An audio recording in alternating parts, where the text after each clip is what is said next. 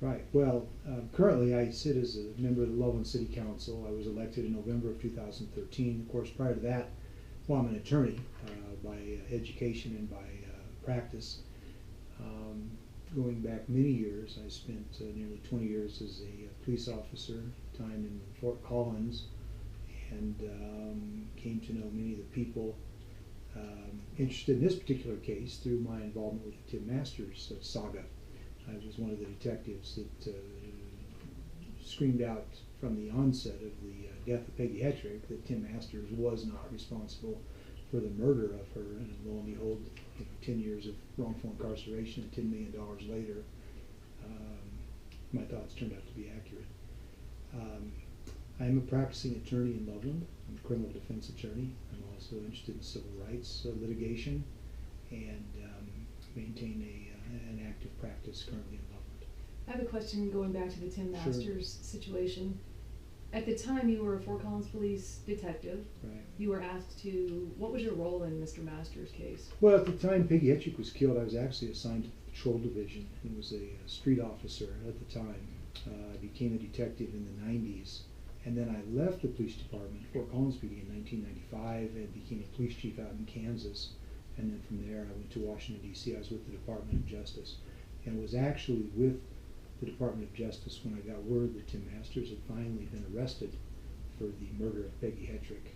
That call came to me from Jolene Blair, who was a prosecutor at the time, and she contacted me, and I remember being in my office in Washington, D.C., and Jolene calling to say that she just wanted to give me heads up that Tim Masters had been arrested. And I was surprised by that because the case had somewhat fallen off the edge. It wasn't really being actively investigated, and had gone cold.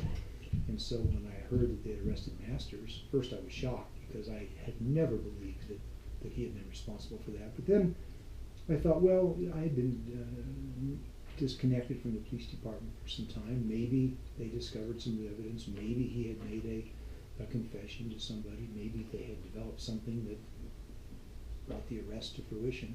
Of course, I later learned that no, nothing new under the sun had been turned over. It was just the same old cockamamie stories that had been perpetuated by the Fort Collins Police Department. Originally, when you were involved in the investigation, right, did you go to your superior officers and say anything about your reservation? Or? Oh, sure. Because during the time I was a detective, Broderick was still actively investigating Masters, somewhat on again, off again. In fact, while I was a street officer, and it was on the 1 or 2 or 3 year anniversary of Peggy Hetrick's death, that's when they came up with this goofball plan to do surveillance on Tim Masters and the grave site. And I actually was assigned to do surveillance on the Tim Masters house. We set up a little construction trailer across the street in a vacant field to give the appearance that new development was coming in, but actually the Fort Collins Police Department was in that surveillance trailer filming and recording the activities of Tim Masters.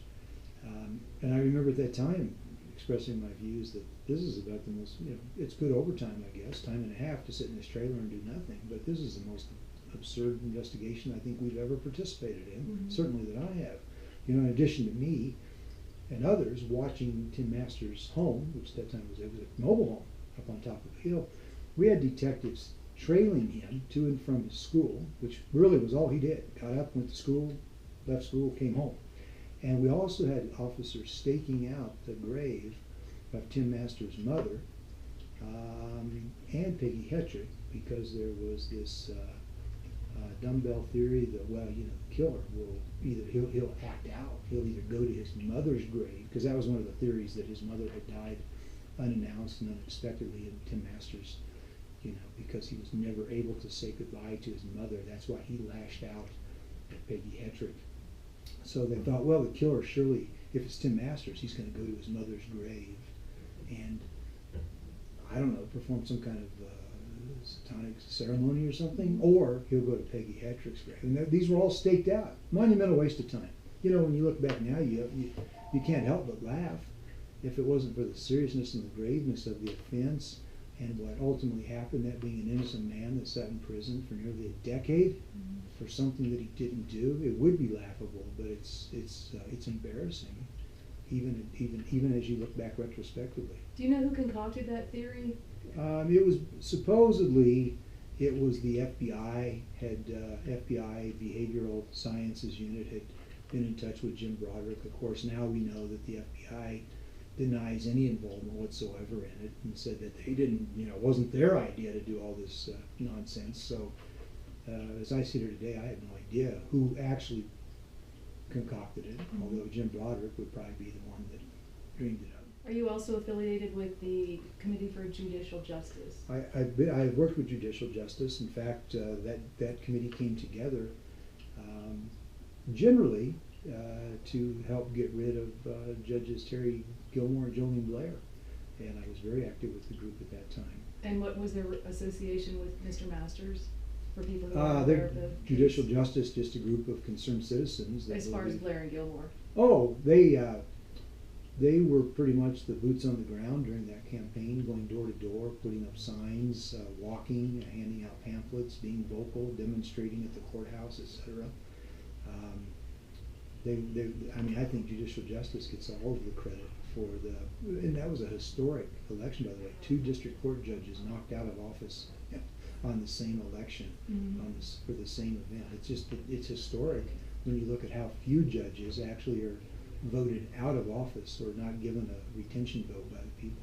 And the reason they were voted out was because they were the prosecuting attorneys who prosecuted Mr. Masters. Right. They prosecuted Tim Masters and then used their success on that prosecution as they bootstrapped themselves into those judgeships by using that big conviction of an old homicide case in Fort Collins. That was part of their resume that helped them get appointed as judges. So explain the current situation involving the City of Loveland and Detective Brian Koopman. So what really brings you here today is this current investigation by Detective Brian Koopman. Brian Koopman, Loveland police officer, was sued. He was sued back in 2009 by the Myers family.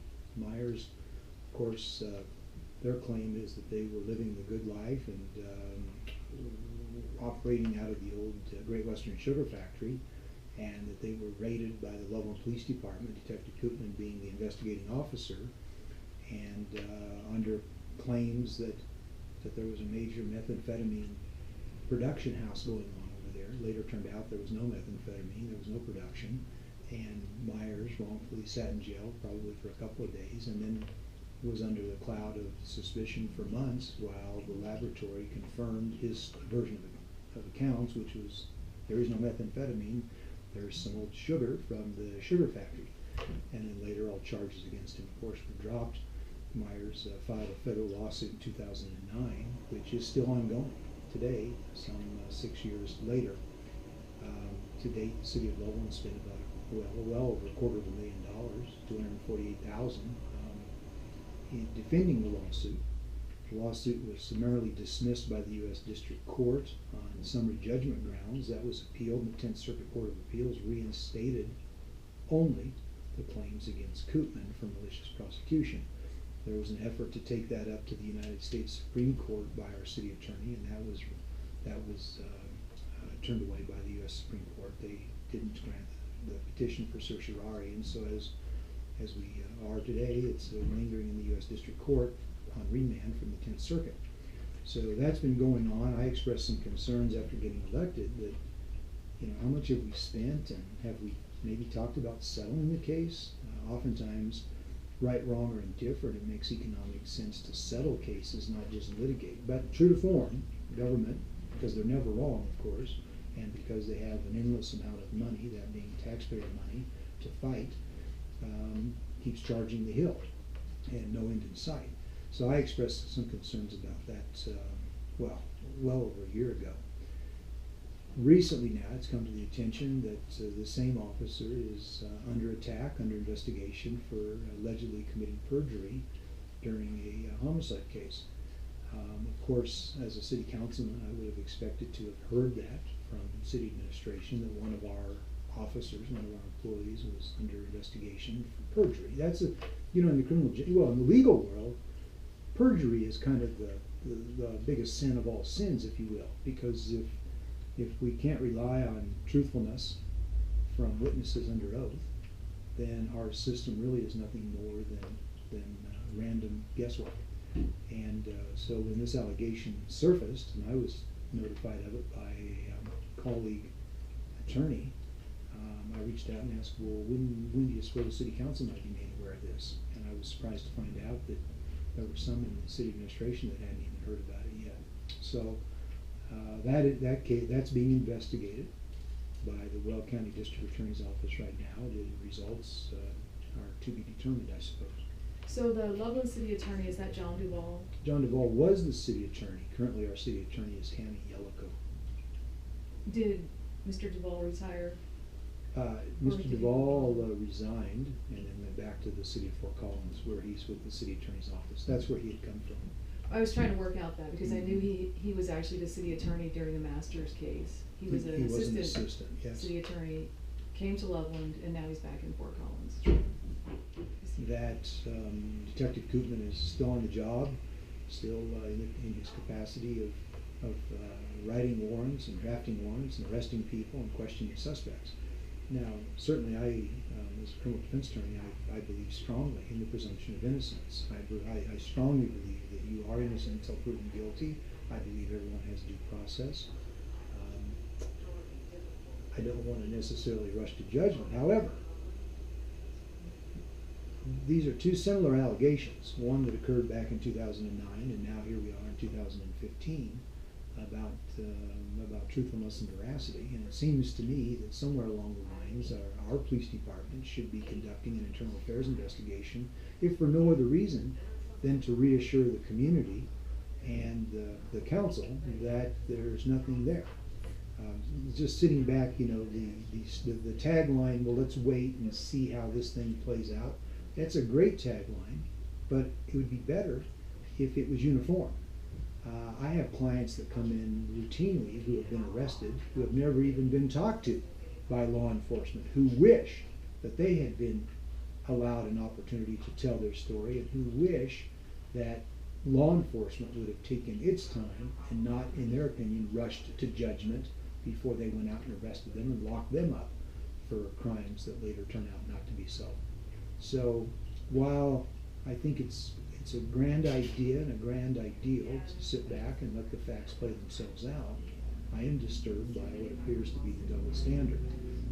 Those inside of the system seem to enjoy the benefit of the presumption of innocence and the benefit of due process and the benefit of not rushing to judgment, when the rest of us don't necessarily get a fair shake in that regard.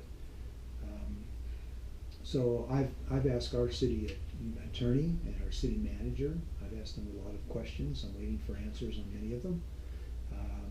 But I think the city council has an oversight role. I don't think it's city council's job to micromanage the police department, but I certainly think it's our job to ask questions and make sure that our police department and our city administration are doing the best that they possibly can by the people that pay the tab, that being the taxpayers of Loveland.